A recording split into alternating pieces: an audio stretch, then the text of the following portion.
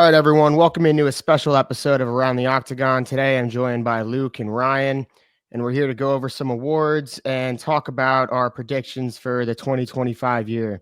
How are we doing, guys? How are you? Good. Doing great. Doing great. Good stuff. Good stuff. Well, I guess to start it off, we do have a pay-per-view coming up on January 18th, headlined by Islam Makhachev versus Arman Tsarukyan, followed up by Merab against Umar Nurmagomedov. Luke and Ryan, I guess we'll touch on those briefly before we get into a couple weeks. What do we think about that matchup between Umar and Merab? It's exciting for sure. I mean, both guys feel like they have like a balancing out sort of in the grappling aspect. While Umar's a little more like wrestling dominant, Merab's the type of guy just goes push you up to the cage, just volume chain wrestles you. But I think we'll see like a lot of striking in this. And I think that favors Umar immensely in this fight. If like he has to keep it standing, I think he's the better striker of the two, and I think Umar comes home with that gold belt. Yeah, I'm right with you. I think this is a great like stylistic matchup. I think these guys do match up very well. I think the only thing we've really seen in Merab's game where he gets caught is on the feet. He is susceptible, like his chin does get hit a lot. And based off that Sandhagen fight, Umar is just as good on the feet as he is on the ground. He's really taking that approach. I think you see the games evolve with the Dagestanis. Like Khabib's so wrestle heavy, didn't really get to that point where he was like that dominant on the feet, and now we're seeing Islam and Umar both be dominant on the feet. I think he really fends off the takedowns here, and I think Umar gets it done within the distance, takes the belt home. I agree. Yeah, I'm also on Umar here. Like you said, Luke, in that Sandhagen fight, you could see how dynamic of a striker Umar was. And I do not see Merab being able to wrestle fuck him like he does to everyone else. That just won't happen. So he'll keep this one standing, and I do think he pieces him up and comes home with that gold belt as well. And then on to the main event there, we have Islam Makhachev versus Arman Tsarukyan. That's another fun fight. I'm actually really looking forward to this card. It's stacked from top to bottom, really. But going back to this title fight, Luke, Islam, Arman, how are you feeling about this one? I think this one's a lot closer. I was impressed with Arman. I went back and watched the Charles fight. I think we were all on Charles, but Arman looked great in that fight. And if you go back and watch that first fight, it was very close. Arman was taking him down. Islam was taking him down. One of the best scrambles I've seen, like ever in a UFC fight. It was just all around great wrestling and takedown techniques. I think I go with the champion. I think there's a level. It's like almost like a boost in a video game you get when you're the champion. And I think Islam has that at its max right now. And I think Arman's going to be confident. He's going to put on a good fight, but I think Islam gets this done. But I'm taking it to distance. I think Islam gets it done by UD. Yeah, Luke, I have to agree with you. I do think it finishes outside the distance. Both go to a decision. I also agree. I think Islam, like the same way as Arman has when they first fought, they were both pretty young in their careers. So both guys really, like every time they stepped in the cage, have only gotten better and evolved. And like Islam went from a guy, who really couldn't strike too much. He really only relied on his wrestling to a ridiculous striker all around, just offensive grappling instead of just wrestling. And like every time we see Islam step in the cage, I mean, as well as for Arman, he only gets better. And it's just like, how much more can this guy evolve? And I think Islam's progression in MMA has edged out Arman's, although they're still very close. I think there's still like that little bit of gap in skill between the two, and I see Islam bringing this one home again. And then I guess you talk about moving up to either welterweight or, I don't know, defending the belt, trying to become the best lightweight of all time. Yeah, I thought it was kind of funny. Recently, Arman said something where he was like, listen, I was like 23 when I fought Islam, and I took him down and did this. And it's like, all right, dude, acting like Islam hasn't gotten better. It seems a little wild. Islam, you can clearly see his progression, and especially in his striking. Like, look at Islam in his early UFC days getting knocked out, and then look at him going in there with Dustin Poirier and trading in every exchange and winning a lot of them. I don't know if Islam will get him out of there. I could see a submission late in the fight once you get into those championship rounds where Islam has been there. But regardless, I think Islam gets the job done. If it is a UD, I think it's a very dominant one, like a 50-45 or a 49-46. I don't really anticipate this one being too close. But all right, moving on to February 1st, we're going to be in Saudi Arabia. There's a couple fun fights on this card, one of which may be one of the one that the people are most excited about, and that is Shara versus MVP. Ryan, we'll start with you. Do you think Shara rides the momentum and gets the job done against the vet and MVP? It's a hard one to predict just because we've seen it before, and you see two high-class strikers come up against each other. You expect fireworks, and then, at least like most of the time, it's just tit for tat, like outside, jab, jab, maybe a couple big shots in the round, but nothing like MVP's last fight for Ian Gary. Everyone was expecting fireworks, both phenomenal strikers. Little bit of a boring fight, although Shara doesn't have, I don't think really has the grappling that Ian Gary does that he utilizes in his fights. So I think it'll be a little bit more explosive. I can't say who really wins this. I haven't looked too much into it yet. Off the top of my head, I want to give it to Shara just because he's riding that streak of just knockout finishes. That double spinning back fist was one of the coolest knockouts I've ever seen in my life. Off the hype, I'd give it to Shara. Off the age, I'd give it to Shara. MVP's getting there in his career. So, yeah, you think I'll go Shara with this one? Yeah, I think this one, obviously, it's a month out. I think I'm going to need some more time to really look into this, but I'm going to right off the bat go opposite of Ryan. I think we've seen some of the holes in Shara's game. Obviously, the grappling's a big one. That's not going to be an aspect here, but we've seen MVP really come in. He picked apart Kevin Holland from the outside, and I could see him doing the same thing. If he could evade that knockout punch that I do see that's going to be an aspect here. I think Shara lands that. He gets it done. But I think MVP knows the game better, and I think he has the ability to really weed out this and go to the distance and take him by decision. But I think I need more time. I think I need to go back and watch some of the more recent fights from the two guys. I think this is a great style matchup, though. I'm really excited to see this one. Yeah, I mean, this one definitely is still a ways away, but being a month's out, I'm all over Shara on this one. Like you're talking about the holes in Shara's game, which really is the grappling, that will not be exposed. And I don't know if MVP at 37 years old will be able to evade him for 15 minutes and not get hit with that shot that could put him out. So I honestly think Shara gets him out of there. But then, all right, on to the last fight in the news. We have Izzy versus Imavov, who is headlining that fight. Luke, we'll kick it off to you. Do you think Izzy rebounds in this one and can get back on track? Yeah, I don't see any path to victory for Imavov. I don't even know if he's fought since the Strickland fight, but the last fight I watched of him was the Strickland fight, and he quit in that fight. He was really pressing in the first and then kind of just let off the gas and got knocked down, but I think he could have kept going. And obviously Sean Strickland, when you're in there for 5 rounds with him, you're going to get your ass beat for 5 rounds. But I think Izzy, this is an easy bounce back spot for Izzy. I don't think Izzy's story's done. I'm not saying that he will get back to the championship caliber that he once was, but I think there's still some story left, and it begins here. Yeah, Luke, I have to agree with you. I still think Izzy is highly motivated. I know he's still chasing gold.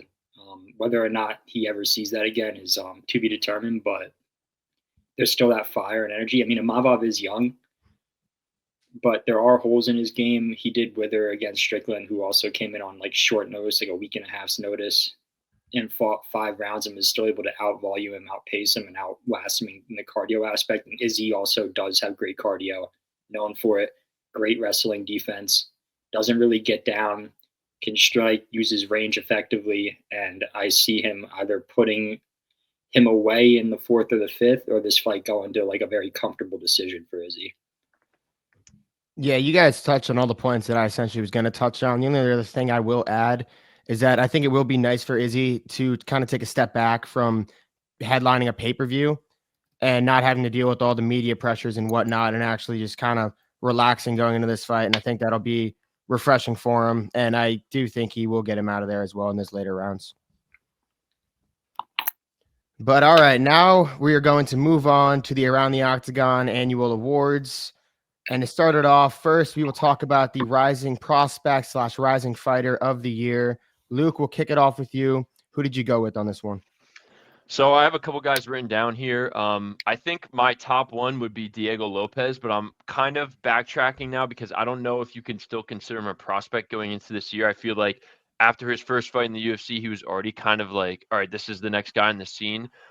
So I'm going to say Diego Lopez, but I even seen him on list for fighter of the year, male fighter of the year. So if I'm not taking him, I'm taking Pratis. Carlos Pratis had a great 2024, and he finished it off with a bang. I think he's the next up in that division, and that's going to be – I'm cancel the Diego Lopez. Carlos Prates is going to be my guy for upcoming fight of the year. Yeah, so in terms of rising prospects, I had 4 on my list, and it was in this order. It was like 4. Number 4 was Peyton Talbot. I mean, he came onto the scene, beat Cameron Simon, knocked out the French, I forget his name, the French guy in 18 seconds. So I'm excited to see what he brings to the bantamweight division. I'm sure like a ranked fight is coming up next for him this year. 3, I had to go Diego Lopez. Luke, I agree with you. I think what he did this year in terms of being a prospect, whether you could call him that in 2024, he had his first ranked fight against Sadiq Youssef at UFC 300, came on, was supposed to fight Brian Ortega. That fight gets canceled. He fights Dan Ige on 2 hours notice, beats him. Although it wasn't the most flashy fight, he did gas out in the 3rd round. That's kind of what weighed it for me. I'm sorry, I had 3. And then number 1, I agree with you, was Carlos Prates for me. 4 fights in 2024, 4 flatline KOs, walk-off KOs. The dude just has the touch of death. He's an exciting fighter to watch. Finally up in the rankings. First guy to KO Li Jingliang. It's just ridiculous. He went on. It was Gavin Tucker, Charles Radke, Li Jingliang, and then his last fight against Neil Magny, who he just slept with one of like the most laid back left hooks I've ever seen that just grazed his temple, and he was just on the floor. Like, he has power for the welterweight division that I haven't seen outside of like Alex Pereira and heavyweights. It's insane. Yep. Yeah, for me, I was really between Peyton Talbot and Carlos Prates, because I mean, Talbot came in, he already feels like he's a superstar. And he has that aura to him, and you could tell like this guy is legit. But at the end of the day, I don't think you can go away from Prates, just given how far up in the division he's already climbed, and that he's really a fight or 2 away from a title shot as well. Like if he were to go and fight Leon in London or wherever that's taking place and wins that, he could be next up for a title shot. Just so given how far he came in this year after debuting, it's like it has to be that guy. Yeah. And I think before we move on, I had another name I just want to touch on. I did put Ruffy down, Marcio Ruffy, but I think after that last performance, it just kind of, obviously he got the dub and it's still up in the, continues to climb up the, the rankings or getting to the rankings. I just think that last performance kind of sets him a tier down from the rest of those guys we mentioned. And obviously we're talking about Diego Lopez fighting for a belt shot. So it's kind of hard to put him in upcoming of the year, but that's how fast he's became the superstar in the MMA world. So it's pretty awesome to see. How are we doing this? Like when we present it, are we going to do, everyone has their own? Or are we agreeing on one? We'll figure that out after. All right. Figure that out after. But all right, next we'll move on to submission of the year. This one I thought was pretty fun. There's a couple ways you can go with this one. Personally, I'm going with Khamzat subbing Rob Whittaker. I was between that and Islam subbing Poirier. I just thought in the way Islam found that submission was just so crafty that I was like, that was like when he sweeped him out, ended up like finding the Doris there, like that was super cool. But in the dominance that Khamzat subbed Robert Whittaker and showed like, hey, I am a legit middleweight contender. I'm here to take that belt next. I felt like that one just had the biggest implications, and that one just spoke the most volume to me. Yeah, I have to agree with you, Zach. I also had Khamzat winning this one for me. I mean, I feel like, and I'm guilty of this too, I'd kind of written Khamzat off, with this bad inactivity. Last fight against Usman, he gassed out in the 3rd. It wasn't looking great. I thought maybe the hype, this guy isn't all what he seems to be, even moving up to middleweight, goes out, shoots for the takedown immediately against Whittaker and shows us and brings us back that excitement that got everyone watching him, that high-paced offensive grappling that leads to finishes. And he brought the thunder against one of the best middleweights to ever do it. So, and in the way that he did it too, by breaking his jaw in half and pushing his 3 front teeth forward, like we've never seen that in the UFC. Ridiculous. Second for me would have been Dricus versus Izzy. Getting that fight, a hard-fought fight, 4 rounds in, gets him down, takes his back, subs. So I think that was the first time Izzy's ever been subbed in his career. So props to him, but giving this one to Khamzat. Excited to see when he fights for the belt this year. Yeah, I'm right with you guys. I got Hamza as my sub of the year. I think just the brutal nature of the submission too, where he like completely dislocated or broke his bottom jaw or his bottom teeth. Um, I think that was something that I really, you really don't see a lot of submissions, especially these days, where it actually ends in like damage done. Normally it's an armbar, but there's a tap in there. And I think that brutal nature of this one to one of the best guys in the division's history really put it over the top for me. But I will also say DDP's sub of Izzy in that fight was huge. I think it came at a turning point in that fight. I think Izzy was starting to get some traction, hitting him with some shots. You saw DDP not gassing, but the 5-round fight starting to wear on him. And I think getting him down there and getting that sub really solidified him as, that guy at that weight class. Obviously, there's a lot that could change within the year, but I think that's my one, two. Great year of submissions. I think we'll get to knockouts next. Also, a great year of knockouts too. There's some very good fights to look at this year. Yeah, Luke, and you are right. Next up is knockout of the year, and we'll kick it right back to you, Luke. Who did you have? What did you have for your knockout of the year? Yeah, I did look at some other knockouts. I knew what I was going with from the start here. I think this is hard to go any other way. It's Max Holloway against Justin Gaethje at UFC 300. It's just the coolest knockout in UFC history. Especially just as a Max fan. Max is my favorite fighter in the UFC. Like watching his career kind of get reinvigorated, and obviously he lost a championship fight, but he's still in the mix. He's still one of the most popular guys, and I think that fight really reinvigorated his career. And then just doing it against a guy like Justin Gaethje, doing the signature point down the last 10 seconds, knocking out one of the baddest motherfuckers in the sport's history. It's just picture perfect. So that's my knockout of the year. Yeah, so I had 3 in this order. Number 3 was Denisha Oliveira versus Sopage. That flying knee was insane, especially coming with like 17 seconds left in the 3rd round in a fight he's winning. Just goes, chases the finish, calf kicks him. Sopage backs up and he just sprints full speed up against the cage. Beautiful flying knee, flatline Sopage. Crazy athleticism. That was sick. Number 2 for me, sadly, has to be Topuria KOing Holloway, just because we've never seen that before. No fighter's ever been able to do it. So the impact that knockout had on UFC history in itself was crazy. But yeah, overall, you have to go Max KOing Gaethje at UFC 300. Just the historic card, banger of a fight, all 5 rounds. Gives Gaethje a chance in a fight that he's winning, points to the ground and says, I'll give you a chance to knock me out. Let's go. And just flatlines him with 1 second left. And I mean, that was like you almost knew immediately after it happened that was going to be KO of the year. Probably best KO in UFC history, just because of the implications of the fight. BMF belt on the line. The crowd, I don't think I've ever seen a crowd from like those cameras from like the crowd and how they reacted, the way we reacted watching it together. I don't think any KO I've ever seen has like had that reaction come out of me before. So I got to give it to Holloway. Yeah, I'm going to be standing on an island here. I got to hand this one to Ilya KOing Max. I mean, granted, like you touched on, he was the only one to ever do it, and he cemented himself as the true featherweight champ and one of the pound for pound top guys right now. I have him probably pound for pound 2, I would say. I'd probably have it be like Islam, Ilya, Alex would probably be my top 3. But a lot of people kind of were still doubting Ilya as the champ. They were saying, oh, Volk just got KO'd by Islam. He shouldn't have taken this fight then. Then it was like, all right, Max will go in there. He can't KO Max. And he did it. And the fashion he did it too, like, granted, he was up 2-0 on the judges' scorecards. I didn't agree with that. I had Max winning that fight up until Ilya stopped him.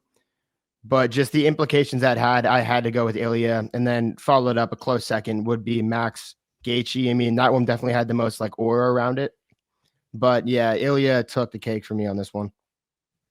I think we should also throw an honorable mention for Alex Pereira against Jamal Hill. I mean, just the waving off Herb Dean, also how much shit Jamal Hill was talking in the whirlwind he's gone in after. That was my second. I didn't really put down a second personally, but that would be my second. I think that knockout was awesome, and just really shut up Jamal Hill. I thought that was a huge thing that propelled Alex Pereira into the stardom that he is today. So I wanted to note that as well. Yeah, it's a good point too, especially given the moment it was in. You're headlining UFC 300. It's packed, one of the biggest pay-per-views that there is. So like that wasn't such a huge spot as well. So yeah, I like that you touched on that one. But all right, next we're going to move on to fight of the year. There were some fun ones throughout the year. Ryan, we'll kick it off with you. Who took home fight of the year for you? Yeah, so at 3, I had Gaethje Holloway.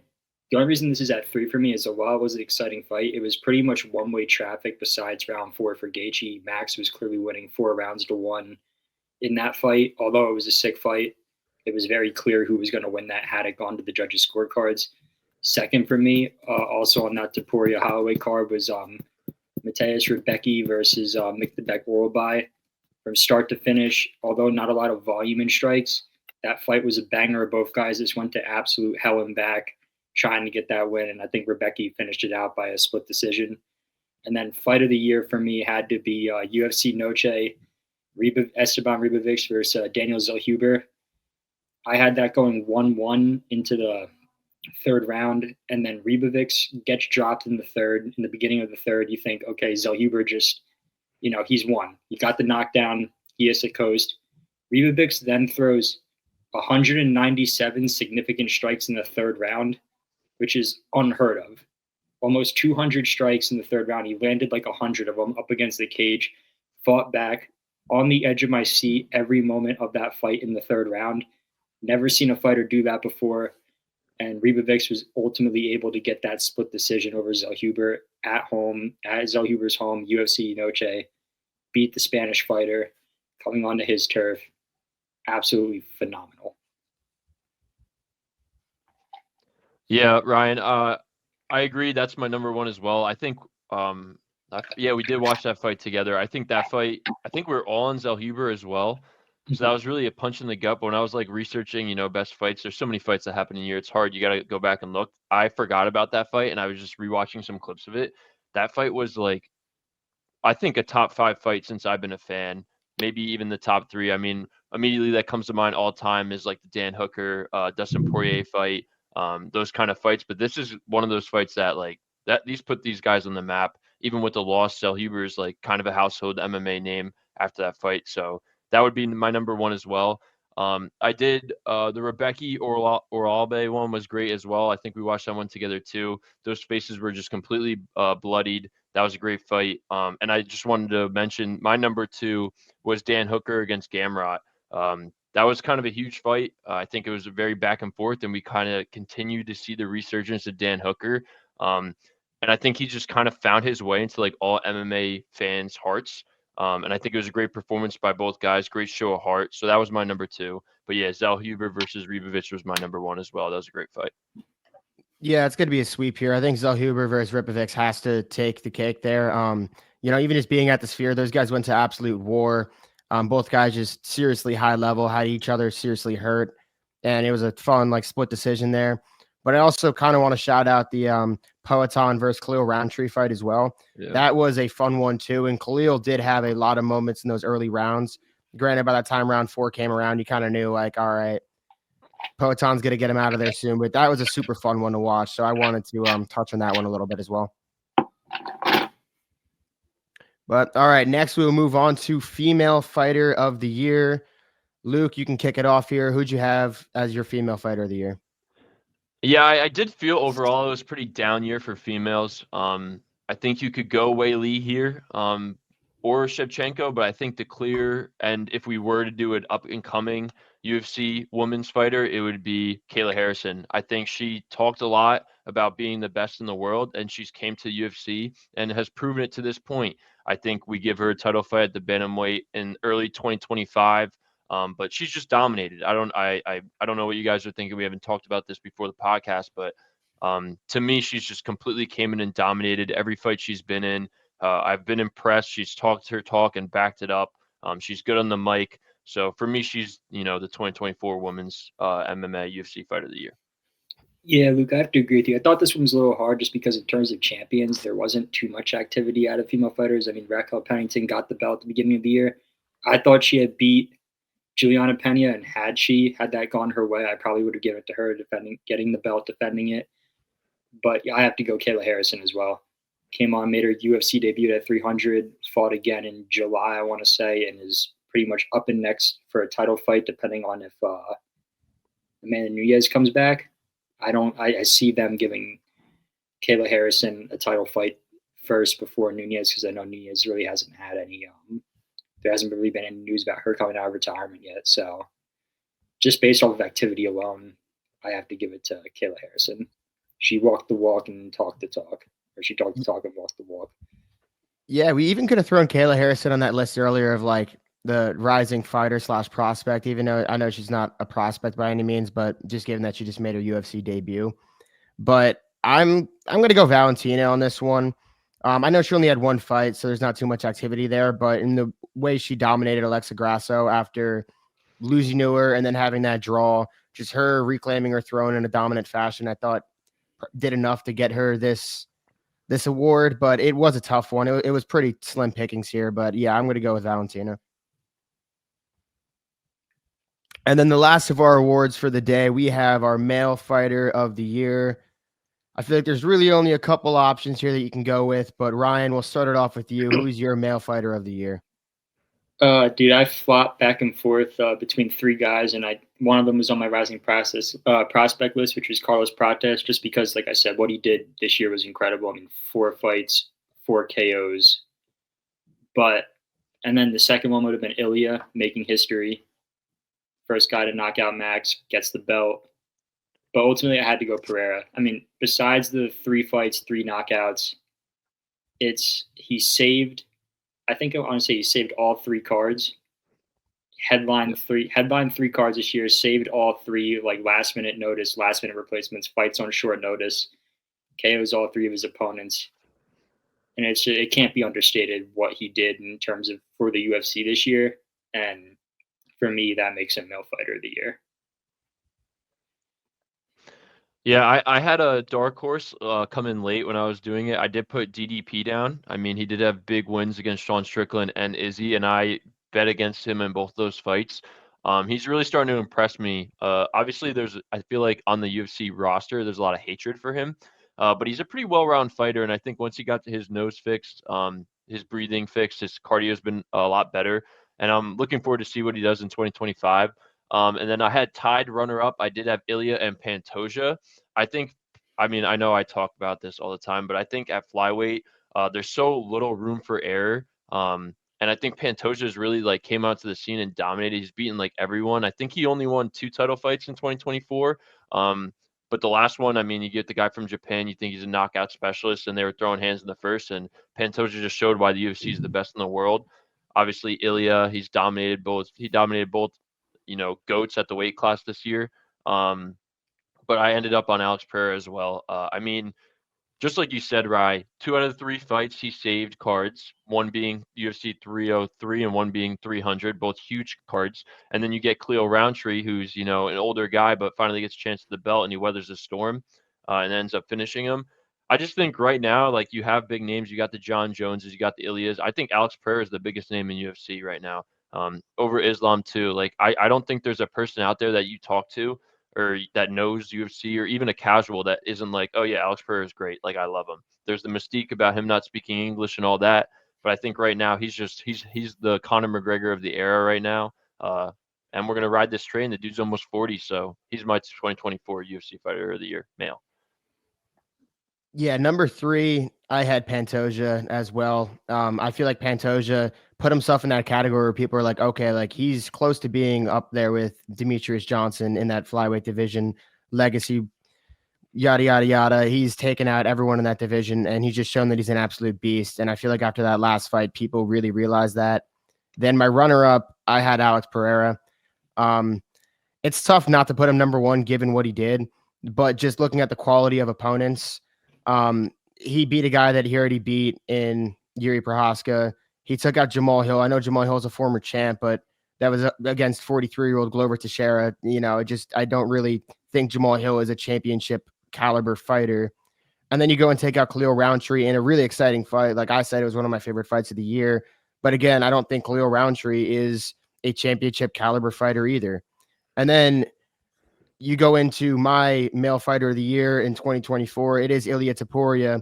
By just looking at who he did it against, you got rid of 2 of the best featherweights to ever do it, and you put them both out in fashion, and you put them both out the way you said you were going to. You said, I'm going to knock this guy out. Oh, no, you're not. Knocks him out. Oh, I'm going to knock out Max. No, you're not. Knocks him out. And just even the stardom he has, I don't know if we necessarily like realize it, but like over in Spain and whatnot, the guy's a fucking superstar. Like you see how many followers he has in all social media platforms. Granted, I wouldn't say as big of a superstar as Pereira by any means, but he's getting up there. He's one of the biggest names that the UFC has. And for those reasons I just stated, he is my 2024 male fighter of the year. Yeah, I also feel like just want to honorable mention like Islam. Like I feel like we're kind of attuned to him being so dominant that it's like we don't really talk about it. But we've been talking about lightweight being the best division in UFC for a while, and he's dominating lightweight. So I do want to just throw that mention in. I feel like it would be disrespectful of us not to at least mention him. But yeah, we're kind of like, we don't even realize he's just dominant always. So it's fine. Yeah, that's true. I'm thinking about it now as you mentioned Pantoja. I was just like, it got me thinking. I was like, in a different timeline. We were in a different timeline. It'd probably be up here spouting that Kai Asakura is the male fighter of the year had he landed that flying knee within the first 30 seconds. Just because you've never seen someone just come into a title fight immediately as their UFC debut. And if you were to knock him out, and that flying knee was this close. He hit him with like the thigh area, but had it connected knee to chin. I don't think as good of a chin that Pantoja has. Getting into a fight, eating that as your first shot, I don't think you survive that. And I think that would have been the most ridiculous way to end 2024. I think he would have stole it. I just think that would have been insane. I also did like you touching on DDP, Luke, because I know he had a few big wins in 2024. And I've also bet against him in probably all of his fights. And I'm not making the same mistake in this Strickland fight. I'm all over DDP on this one. I'm not going against DDP again. He's burnt me too many times. Yeah. But all right, now let's move on to our predictions on who will be the champ by the end of 2025. We'll kick it off with Flyweight. Luke, we'll start with you. Who is your Flyweight champ by the end of 2025? It's Pantoja, man. I know he's getting up there in age. I think he's like 36 or 37 right now. Maybe fact check that. I'm not sure, but I don't see anyone in Flyweight beating him. I know he called out Demetrius Johnson, who has been retired and does not have the best relationship with Dana White. But even then, like, he's old. Like, Demetrius Johnson's old. He's run his course. He's helping out with camps now. I don't see anybody in the current roster, in the current 10, beating Pantoja. I do want to mention, though, I have a buddy that put in one of those future parlays, and he sent it to me. He had Manuel Cape taking the belt in this weight class, so I did want to mention that, but I'm going with Pantoja. Yeah, Luke, I feel inclined to agree with you. I don't see anyone that beats Pantoja, but I know people are talking about Davison Figueiredo, the last guy to beat Pantoja, maybe making one last run at Flyweight, which to me makes sense because he's cleaned out that division. You need someone to come in and put on an exciting fight. If that fight happens, I see Figueiredo holding the belt by the end of the year, especially with like the lack of inactivity, but Pantoja only fights twice a year. Yeah. So especially like once or twice a year. So if Figueiredo comes in, beats him in June, I could see Figueiredo holding that flyweight belt till the end of the year. Yeah, I'm going with Pantoja on this one because, again, I was looking at it like, who else would it be? And for me, it was really Figgy was the only other person I could think of. I know like Cejudo's talked about going down, but I don't really see Cejudo beating Pantoja at this point, to be honest with you. And with Figgy, after going up to bantamweight, I'm curious to see how it would feel going back down to flyweight. I know your body gets used to it when you move up a little bit. So even if you were to go down, Pantoja is just riding that hot hand, and I do think Pantoja can squeak one out against Figgy, so I'm going with Pantoja at flyweight. And next, we will move on to bantamweight. Ryan, who's your bantamweight champ by the end of the year? Bantamweight champ by the end of the year is Umar Nurmagomedov. I think he beats Merab. He beats Sanhagen. I don't think if he beats Merab, I'm sure he'll probably get a Sean O'Malley or... Yeah, Sean O'Malley. He'll get Sean O'Malley next. He'll fight 2 times next year, and I think he beats Sean O'Malley as well. I don't think Sean O'Malley's equipped to handle that level of high wrestling, like that dynasty wrestling. It would either be like Sean or Petr Yan would be the only fight there. Mm-hmm. Petr Yan maybe, but I guess it just depends on what they give Petr Yan next. But if they jump Sean right back into a title fight. I think Umar holds this till the end of the year. Yeah, I agree. I think Umar is the champ at the end. When do they fight? They fight next week. So in January, Umar will win the belt, and I think he fights one more time and holds it. I will say I do like Peter Yan the way he's fought the last couple of fights. I just don't know, like after the Merab fight, I can't see him, fending off a guy with that level of takedowns and grappling that Umar has. So I'm as well riding with Umar to be the 2025 Bantamweight champ. Yeah, I'm also on Umar. He'll probably fight twice, like you guys talked about. I think he will take out Merab. I think right now he's like a minus 300 favorite, actually, which is kind of crazy. Going in there fighting the champ, who is on such a long win streak that Merab is. But I don't think the odds are. I mean, I think the odds are crazy in a sense where he's fighting the champ, and the champ hasn't lost in however long. But I think Umar rightfully should be a pretty big favorite. He's just pretty dominant everywhere. And I don't see anyone in this division that'll take him out this year, or honestly, maybe even in a few years to come. He is legit. But next, we'll move on to featherweight. Luke, you can kick us off here. Yeah, I'm going to Poirier. I think the only way it's not Ilya is if he gives up the belt and goes up, which I also don't see him doing. He's still kind of young. I could see him being a double champ. The only name that really crosses the mind is Diego Lopez. I think Diego Lopez could catch him, but I think if we were to bet on this today, I would pick Ilya to be the champ. Yeah, going in for 2025, I have Diego Lopez. I think I don't know, nothing official has been announced, so I guess we'll see whether or not they give that rematch to Volk. But I think Diego Lopez, if he can fix up some technical flaws in his striking with his ability on the ground, although Topuria is good on the ground, I could see Diego Lopez finishing Ilya Topuria and holding that belt up until the end of 2025. Yeah, I have Ilya Topuria. Even if he were to move up to lightweight, which has been talked about, I still think he would finish the year as a featherweight champ. Whether it's, I don't know if he'll give up his belt at featherweight if he were to move up, but regardless, even if he were to give it up, I could see him losing a title fight against Islam at lightweight and then coming back down to featherweight by the end of the year and taking that belt back. So I do have Ilya Topuria as my featherweight champ. And like you guys touched on, really the only other person there that I would consider would be Diego Lopez. And it is kind of crazy. Like, I know there's really no Volk talk in there. I don't see Volk really having any way of claiming this belt, but I do have it as Ilya. And next we'll move up to lightweight here. I have a strong feeling we're all on the same guy in this one, but Ryan, you could say the name first. Who do you have at lightweight? Yeah, no, you're right, Zach. I mean, we probably all do. I have Islam. I think he beats Tsarukyan, and then basically just off of well, I don't think there's anyone in the lightweight division now that can beat him. I think he'll hold this simply because I think he wants to move up and try to get that double champ status at welterweight, which will delay a lightweight fight title up until probably November or December. So based off that alone, and it's like, who does he fight after that? Charles Oliveira, maybe. I know Michael Chandler saying I'm still one shot away, whatever. They give it to Michael Chandler. He beats Michael Chandler. Dan Hooker gets another big win after his win against Gamrot. They give it to him in November or December. He beats him. There's really no one else. I guess Moicano if he gets a few wins, which even there. Yeah, but I still don't see Moicano beating Islam. No. And like I said, I think that a lightweight belt or lightweight fight after this one is going to be delayed significantly, just because I do think that Islam, well deserved, is going to try to move up to welterweight, and they will give him that fight. So whether he's successful or not, we'll see. But basically, it's going to be Islam.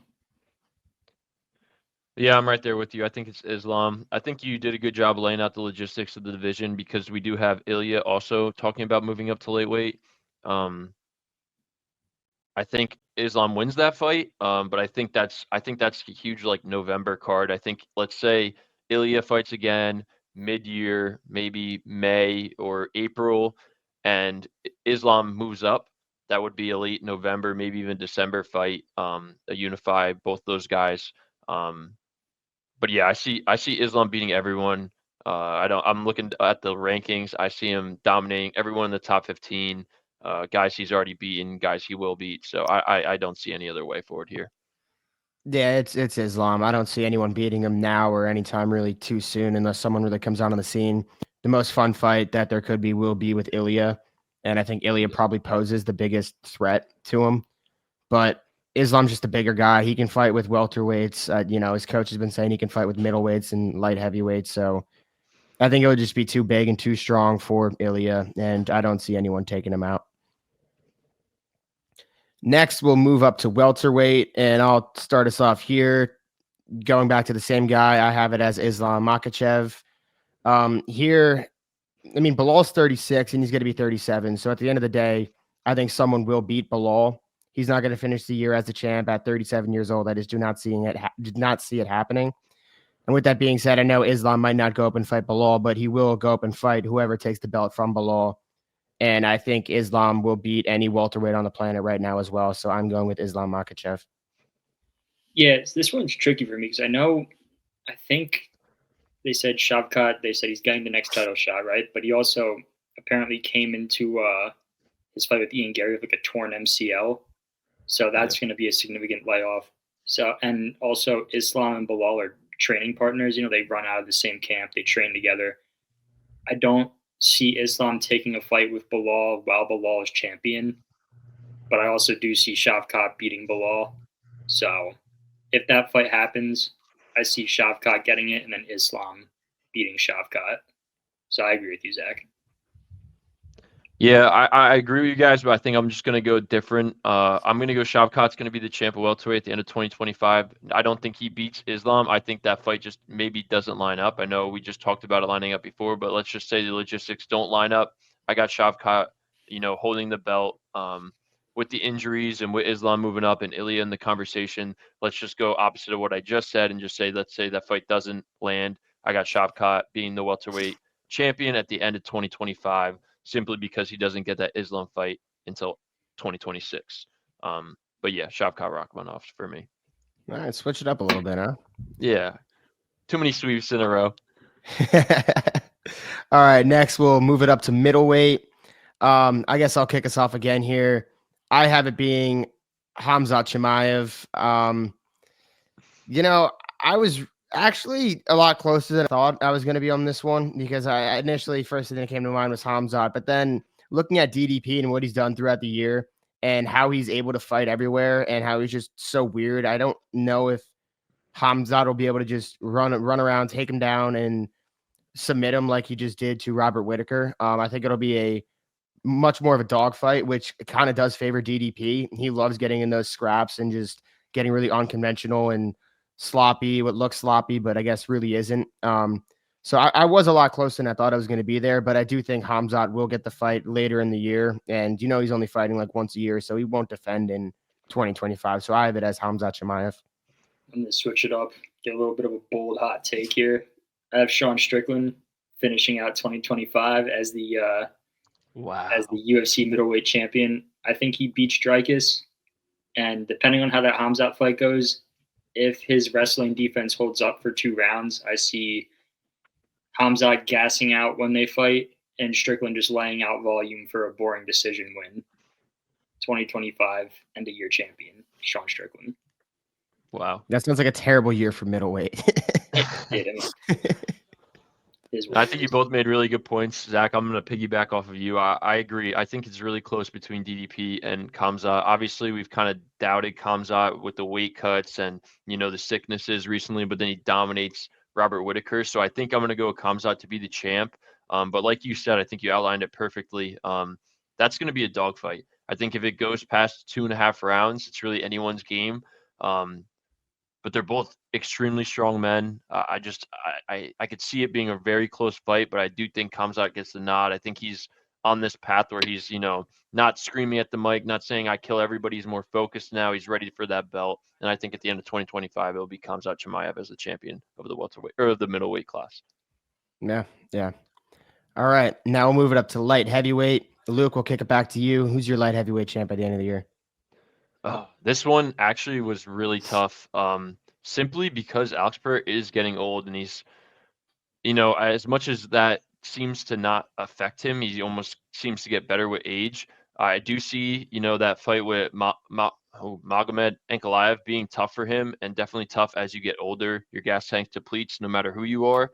But I still think he has it. I also, the talks of him taking the catchweight fight with John Jones, all this going on with John Jones, we'll get to that in the next weight class. I think it's going to be a very hard year for Alex Pereira to keep the belt the whole time. But I do think he'll end up with it. I think right now you can't really bet against him. If he beats Ankalaev, I think he will hold the belt. I think there's just a lot of names that he's already beaten, but that Makhachev Ankalaev fight really scares me.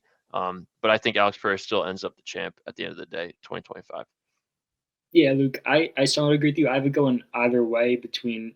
We have to all see how that Magomed Ankalaev fight plays out. If Magomed Ankalaev beats him, I think age will play a factor in the sense that Pereira's been talking about jumping up and trying to win 3 fights for over a year now, or 3 belts for over a year now.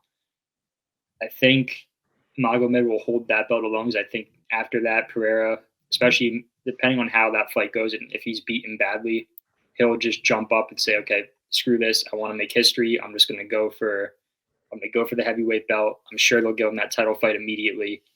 And then if he does beat Ankalaev, he still has like a pretty solid run of opponents to get through. I know Jan Blachowicz is fighting Yuri Prohaska next.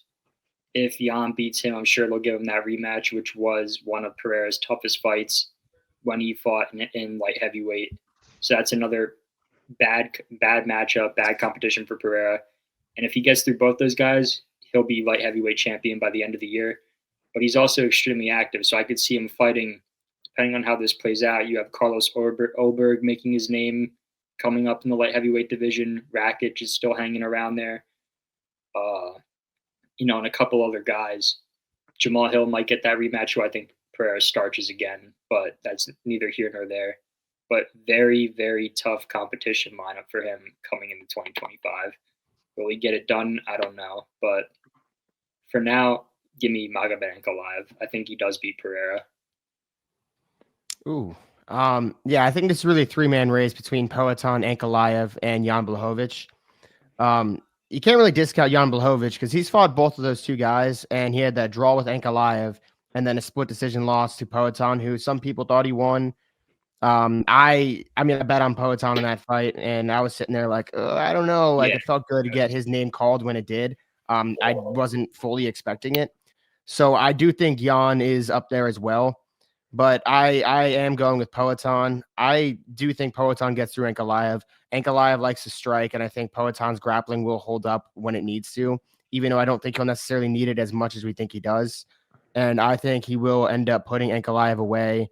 And then that's the thing. I don't necessarily think Jan Blachowicz he might not even get the title shot next after that. I think he is the toughest fight out of anyone else in that division, but they could go a different direction because you have that Jamal Hill. Jamal Hill's fighting in a couple weeks, and that's a big fight as well. So the winner of that fight could end up getting the Poatan fight, which would bode him well. So I am going Poatan by the end of the year. And we will wrap it up with the heavyweight division. Ryan, we'll kick it off with you. Who is your heavyweight champ by the end of the year? End of year, give me Tom Aspinall. I think that fight's pretty much solidified that he's fighting John Jones. Dana's pretty much all but confirmed that. It's the next fight happening in the heavyweight division. I think he beats John Jones, younger, faster, more dynamic. John Jones is just getting up in there in age, and Father Time beats all. And then in terms of other guys, he's already starched Volkov, Curtis Blades. Cyril Gahn didn't look that good in this fight. I thought he lost that fight to Alexander Volkov. And he also looked horrible against John Jones in the grappling aspect. So I think Tom Aspinall just clears that division once he gets the belt. Yeah, I'm going to go opposite of you. I'm going to go John Jones. I just think that fight is not going to happen until May. And then John Jones is not going to retire until 2026, just to hold off. No, but for real, I think that is that is the next fight to happen. I've been back and forth on it all week, thinking about who would be at the end of the year the heavyweight champion. I think John Jones maybe does have definitely one more fight left in him, and I think if he wins again, he's gonna want to fight again. And I could see him fighting in the November MSG card to cap it off. someone down in the ranks. Maybe I don't know. Maybe a Volkov. They just give him the fight if John Jones wins and he ends his career in MSG in November as the champion and the GOAT of both weight classes. So I'll give me John Jones at the end of 2025 to be the UFC heavyweight champion. Yeah, I've also switched back and forth on this one all week between Jones and Aspinall. And I think they're targeting that fight for July. So that very well could be John Jones' only fight in 2025. Yeah. And I know I've talked a lot about how I thought Aspinall was going to win that fight and all this and all that, but I go back. I reverted. I'm on John Jones. I think John Jones does take out Tom Aspinall, and I think that will be his only fight of the year. And I don't think he's going to retire after beating Aspinall. Like you touched on, Luke, I think he's going to sit there and be like, oh, I can get another fight. Or even if I want the super fight with Pereira, if Pereira has a great 25, he's not going to vacate his belt, even if they were to have some sort of catch weight and it's not for the heavyweight belt, which it would be. Yeah. And Pereira's not taking him out either. So I think if he gets through Aspinall, there's not going to be someone else there that even has a chance to beat him. And I don't see him giving up the belt before the year's over. So I am going with John Jones to be the heavyweight champ by the end of the year. I wonder what all these would look like in a parlay. We'll have to do that. Yeah, throwing together. But all right, we have the women's divisions too. I don't know if you guys wrote anything down for those. I think it's pretty straightforward for what I'm thinking. Yeah. So we could go through them for sure. Yeah, I mean at women's strawweight, I personally have Zhang Weili.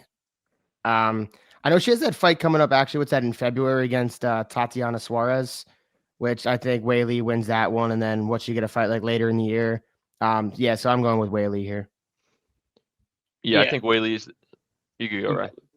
All right. So I think strawweight Weili, and then maybe if she moves up, I could see her maybe holding 2 belts in the flyweight division if she decides to go that route. Because I mean, if she beats Tatiana Suarez, she's earned the right to jump up a weight class and fight for another belt.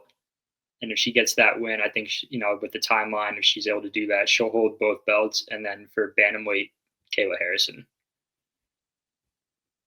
All right. Yeah, I'm going Weili as well. I think that Suarez is the only fight that is really concerning. She's kind of cleared out that division as well, and she's been dominant in most of her wins. I could also see her jumping up. I don't know if she has the success at flyweight that she does at strawweight. My flyweight pick is actually going to be a little bit of a reach. I'm going Blanchfield. I know she got dominated 2 fights ago by who did she lose to? Manuel Fiora. Yeah. The number 2 in the division, but I still think they maybe give her a chance. I don't know what's going on with Shevchenko and Grasso. I doubt they run it back again, but you never know with them. It seems like that's the only draw in that division. And then I have Kayla Harrison at bantamweight as well. She just seems like the clear cut number 1. She beats Pena. That's pretty clear to me. Yeah, and then I have Valentina as my women's flyweight. And then at bantamweight, it's going to be a clean sweep. We all are on Kayla Harrison. And yeah, I think it's going to be a fun 2025. It always seems like every year gets bigger than the last somehow. I do not know how Dana White and the UFC does it, but they always seem to pull it off, and I'm excited for this upcoming year. Yeah, it should be a good one, and hopefully we hit some more parlays this year. Better than last year. Hope so. I still think we're yet to hit one of our long shots, so that's going to be our New Year's resolution for the Around the Octagon podcast is to hit a long shot parlay. Yeah, let's get it done on this January card. That'd be pretty damn nice. Yeah, that would be. All right. Thank you all for listening.